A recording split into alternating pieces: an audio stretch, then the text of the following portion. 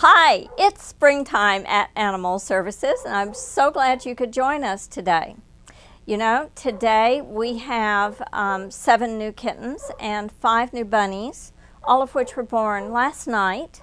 So, wow, spring is making such a statement. It has arrived. We have kittens coming in from foster care.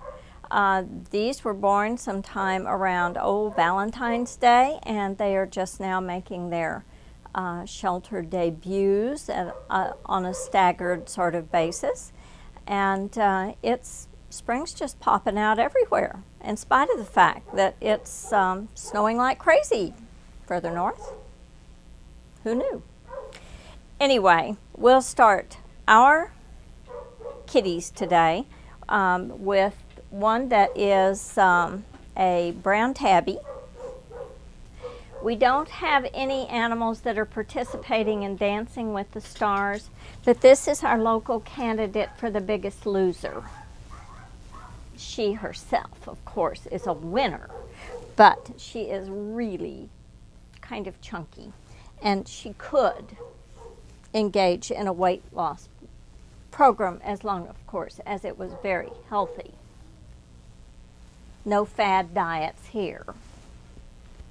Anyway, she is a lovely brown tabby, kind of a plush, velvety coat, loves to be held and petted. Right now is very focused on the adorable Rex rats that are at the other end of the counter, but I can tell you that she probably wants to go over and chat with them. She is not interested in eating them or even catching them. This is a cat that has very lofty sensibilities, I can tell you.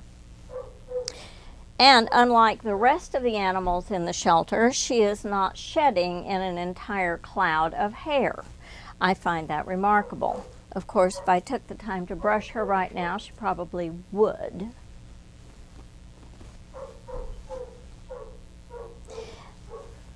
Could you say something for us, dear? Anything? Lovely eyes. Nope, not even a whisker wiggle. It's not like the camera impresses her much. Speaking of largish cats, this one is, wow. If she stands up for you, and she too is focused on the rats, and I think that they know it, and this one would definitely take them out. She has the amazing facial markings. Look at this. Solid black nose and an adorable little white half mask. Beautiful white whiskers and an incredible coat. It's medium length and very soft. Of course, the volunteers have been working at keeping her brushed and soft. She is just beautiful, and she is huge. My goodness, I think she must weigh 18, 19 pounds, and very solidly built. Could you look at the camera, please? And oh, yes, we are getting a little bit of fur here. Of course, this is one of my springtime occupations. I go through the shelter picking up clots of hair. Sometimes I feel like by the time I get to the end of the day, I could knit a new animal, as if I needed one. She is an absolutely beautiful girl.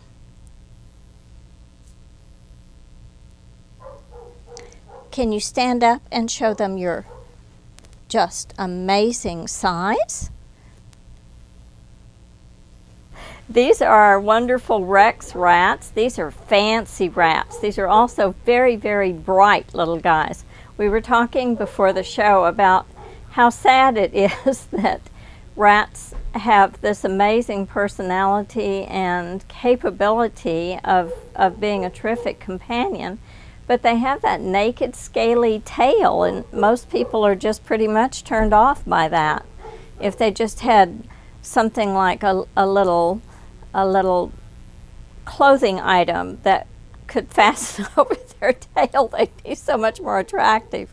Of course, from the rat's perspective, that tail is definitely of use. They use it for balancing. It's almost prehensile. I've seen rats actually wrap it around branches so they can lean much further out than they would normally. And it helps them get to places that most animals can't go, like along a branch to your bird feeders or reaching your suet feeders or doing any of those things that rats are so good at doing. They're very intelligent animals.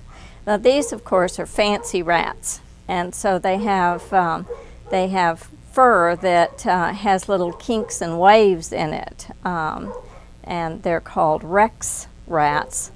And we have really enjoyed these guys. They're very gentle, sweet pets.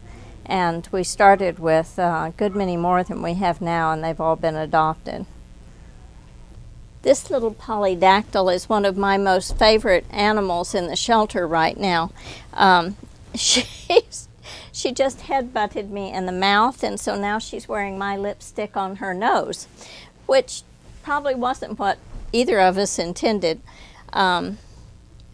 But she is a beautiful, very loving little cat. She has the graceful features of, I think, of a Siamese type, or, you know, the Asian type of kitty. She is polydactyl, has extra toes. She came to us with, I believe she came to us with kittens, didn't she, Wilma? Yes. And the kittens are already adopted, and this is Mama. And amazing to me, because she is the tiniest, most petite little thing. She looks pretty much like a kitten herself, and yet, in my opinion, she's the best of the three. See, that's how the lipstick got there.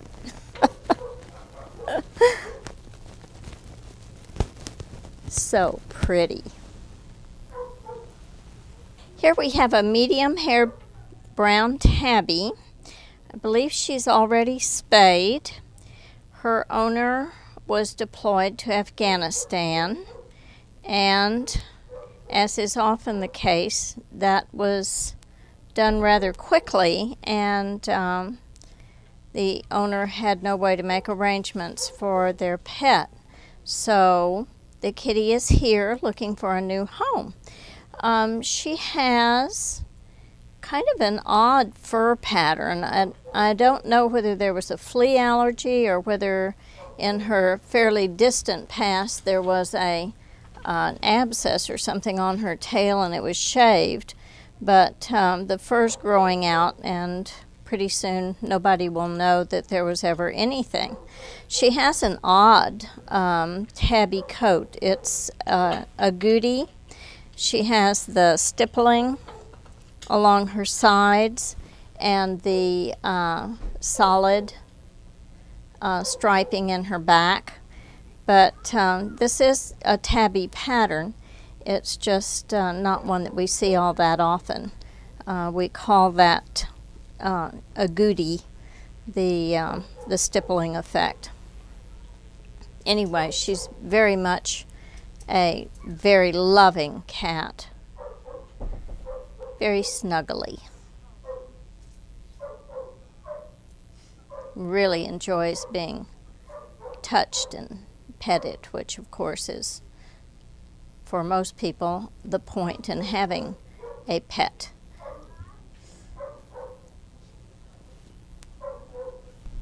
We were just laughing about the fact that we have several AARP cat members in adoption right now. This one is approximately 9. She is a remarkable cat. She is probably one of the darkest seal points that I've ever seen. And the startling blue of her eyes stands out in that dark face just beautifully. She is a gorgeous cat. She is also a very sweet cat, very loving, very willing to cuddle, very willing to decorate a windowsill or a couch, and I'm sure would do her level best to hold down the house just in case it might blow away. She's very sturdy, cobby, apple-headed Siamese, and she is really a lovely, lovely girl. People often ask us about older cats, and you know, you are getting a companion who is already litter pan trained, who may not be as playful as a kitten, but then again,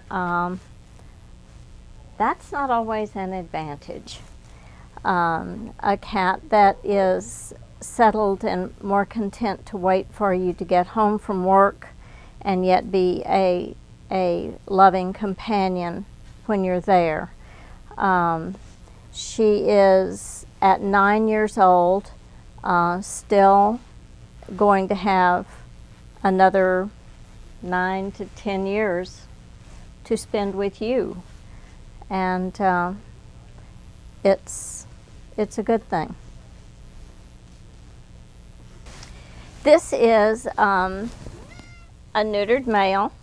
He is also declawed. So if you were thinking about declawing a cat, pick one like this instead that has already had that surgery. Not only that, but he's proven that he has an outgoing, sturdy personality. Often declawed cats can't even be shown in our adoption area because they're so freaked out by lacking defense that when people reach in the cage toward them, they will bite, whereas other cats that are confident either do not or will approach. It isn't that we never see cats that are declawed that do well in adoption. This is one of them, but generally they're the more confident, gregarious males than the shy little females. They tend not to do as well. This little fellow has a lovely classically shaped head and just lovely markings too. He has lived all of his kitty cat life with dogs, and so he probably should never be an outdoor cat. He has no fear of dogs, and he has no claws to defend himself, and that combination is deadly to a cat. So he needs to be an indoor kitty cat, or at most he should only enjoy a very well-fenced backyard with his owner, and that would be a safe thing. Generally, the 6-foot fences that have the smooth side turned in are fine for a declawed cat, because cats, when they scale something, generally kind of cling and then crawl over, and that doesn't work well if you don't have front claws. So they're usually easier to contain in a wood fenced yard anyway.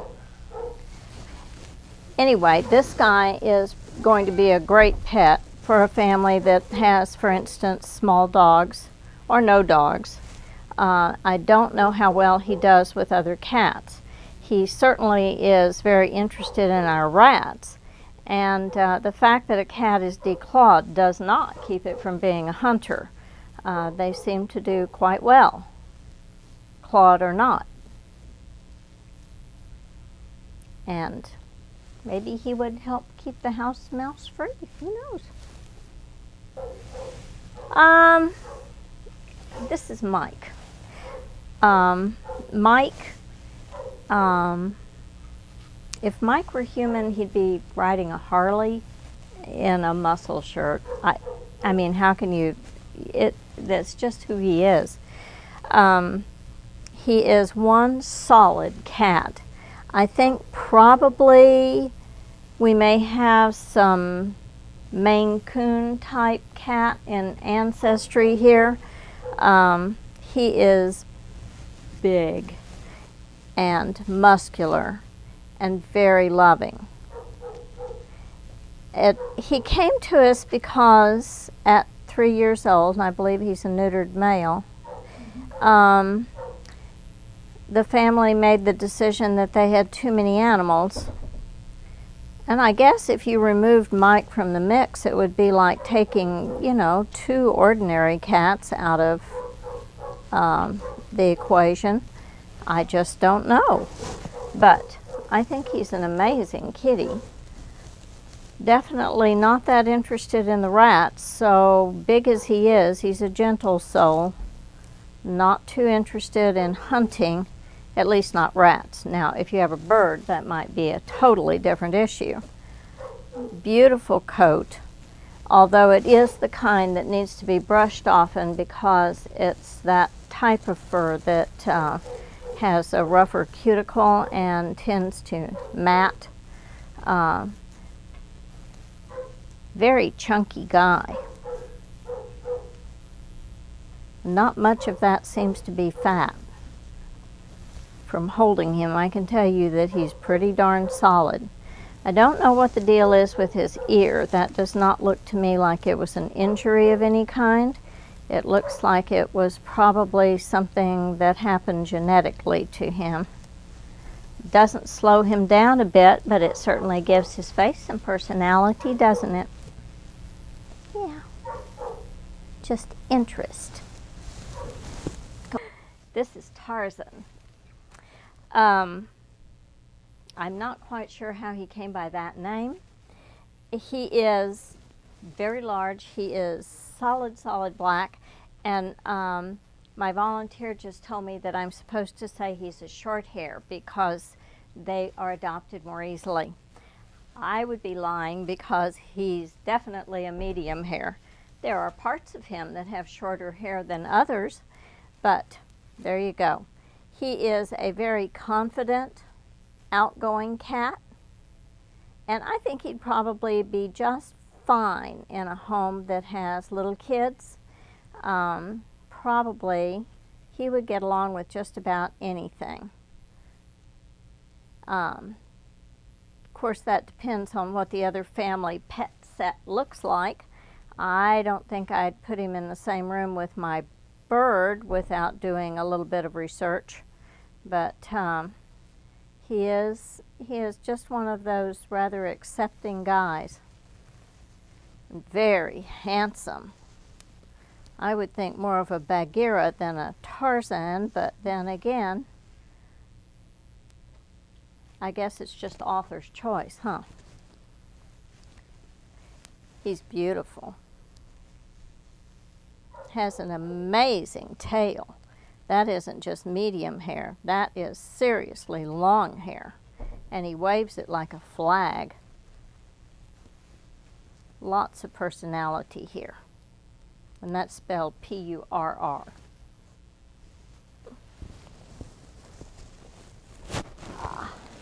Well, Tarzan is the last kitty we're going to talk about today. Come by to see us. And remember, we also have cats at PetSmart in the Love a Pet Center. The adoptions are carried out here, but the cats are there, and they are already spayed or neutered and microchipped and have their immunizations, and so they are ready to go. We appreciate PetSmart working with us to make sure more kitties get homes, and they're available to view whenever the store is open. Stick with us. We're going to go meet the very few dogs that we have right now. I think we've placed 46 animals over the past 6 days, which is really wonderful. That's part of springtime too. Hi, thanks for sticking with us. This is the dog adoption area. Of course, it's the dog adoption area that still looks like winter, and that's kind of sad. Maybe soon we'll have pretty hanging baskets with flowers and things. But right now, what you want to look at is the dog anyway. This is a young little Pomeranian. She is a funny little thing. We've had her spayed already. She's very active and very loving. And she definitely is not a dog you want in a house with cats. She is very prey-driven. I know that's a little strange to say for a Pomeranian, but unless your cat happens to be the size of, oh, I don't know, a lynx maybe. Wow, nice. I would suggest you not give in to the temptation of adopting this little fur ball. She's cute as a button, and she's going to be a terrific pet, but that just wouldn't be a great combination. I expect she's going to get along very well with another dog, though, particularly a male. And in fact, her buddy, when she came in, was a male, and he's already been adopted. And she's just a lovable, lovable little dog. The thing with these little dogs is they make terrific apartment pets, but they also need the kind of energy outlets that bigger dogs need. It's just that it's easier for them to get that. They're easier to walk on leash, not as demanding, and people let them get away with murder because of that. Because, I mean, really, what's the harm? It's kind of a shame, though, because they're capable of the same kind of bonding and training that a larger dog is. Adorable. This is Molly. Molly is quite young. She's a bit over a year. She is spayed already. She is a herding breed. In fact, she is an Australian Shepherd. I'm pretty sure she's purebred Australian Shepherd, and she has all those wonderful traits that come with a herding breed. One is very high prey drive. That's what they do, you know. It isn't that they chase things down to do them harm, but that's how the herding behavior works. If it moves, they shift it into a corner somewhere. The same thing works with people that are jogging by and with children. I personally have corgis, and so the herding behavior is just as much an integral part of my household as anything else that dogs do, and it's second nature. But working with these guys is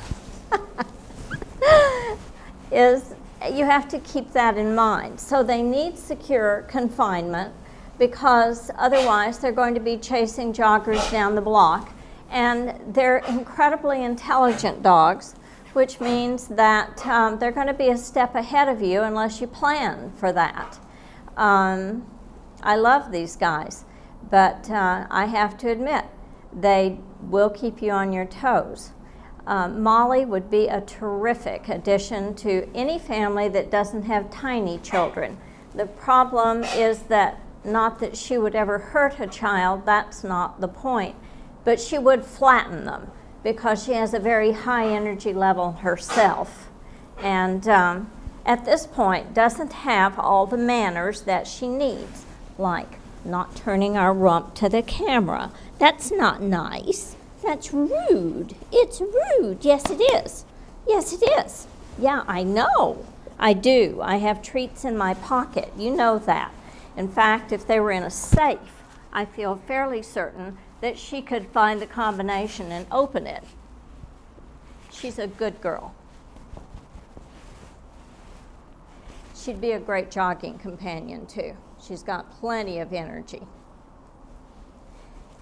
And she does tend to be a little bit on the mouthy side, but that is very easy to correct.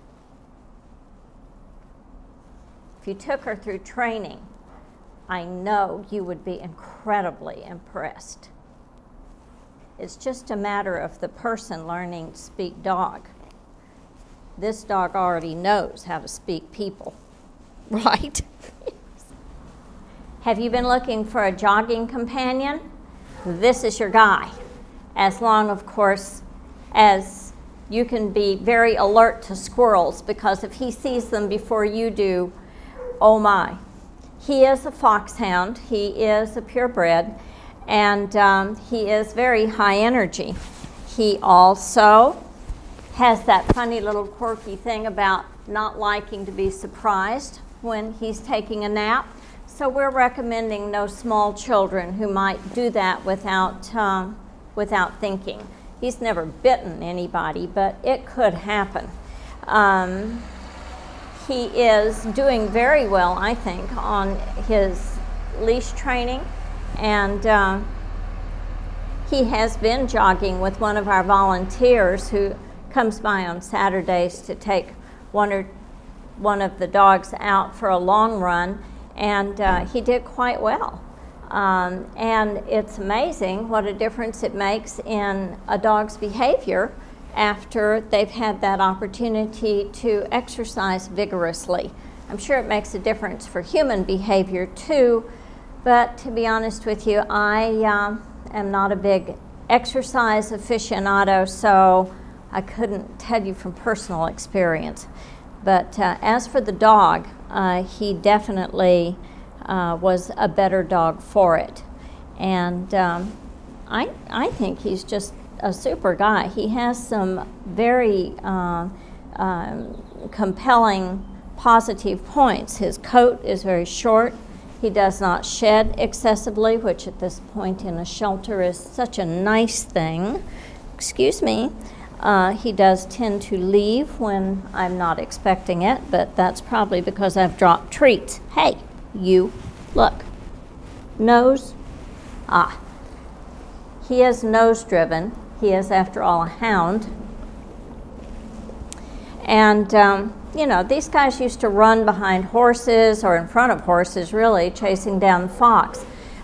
So they are very prey-driven and accustomed to an awful lot of exercise. He clearly has to have a fenced yard or some means of secure confinement, because he will follow his nose and he will take off after the first thing that interests him, which might be a raccoon or a possum, and you won't see him again if he gets a block away and is lost.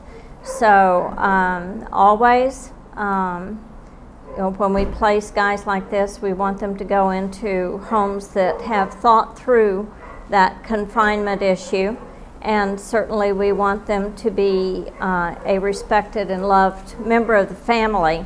And for this one, it means that he's getting plenty of exercise. Whoa, another spring shower coming through. Oh well, it is Washington. We didn't mention earlier that we have guinea pigs available also, and yet we do. We have quite a few. So if you've been looking for a guinea pig, I just didn't think a guinea pig and a foxhound would be a good mix on camera. It's a little more excitement than I'm up for. And yet, come visit us, and we'd be happy to show them to you. Can you tell everybody, come see you? Okay? Right. Oh, well. We'll see you next month at Animal Services for Best Friends.